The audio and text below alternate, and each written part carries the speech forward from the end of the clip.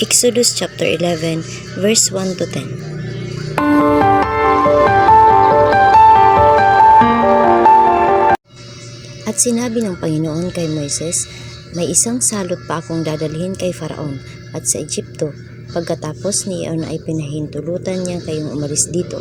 Pagpapahintulot niya sa inyong yumaon, ay tunay na kayo'y sama-samang palalayasin niya rito.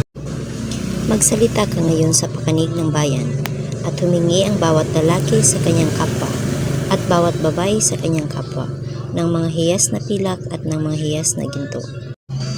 At pinabiyayaan ng Panginoon ang bayan sa paningin ng mga Egyptyo, saka si Moises ay lalaking naging dakila sa lupain ng Egypto, sa paningin ng mga lingkod ni Faraon at sa paningin ng bayan. At sinabi ni Moises, ganito ang sinasabi ng Panginoon, sa may hating gabi ay lalabas ako sa gitna ng Egypto.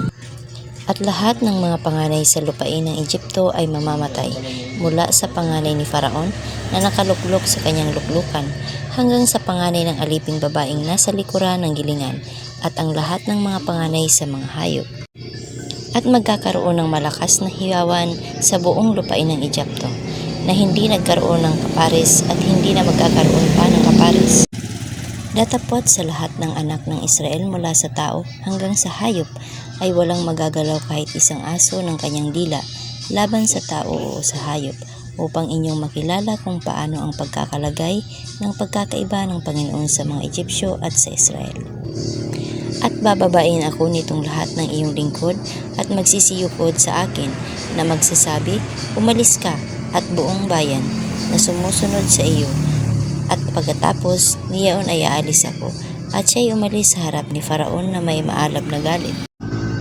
At sinabi ng Panginoon kay Moises, hindi kayo didinggin ni Faraon upang ang aking mga kababalaghan ay dumami sa lupain ng Egypto. At ginawa ni Moises at ni Aaron ang lahat ng mga kababalaghang ito sa harap ni Faraon. At pinamagmatigas ng Panginoon ang puso ni Faraon, at hindi niya pinahintulutan ang mga anak na Israel ay umalis sa kanyang lupain.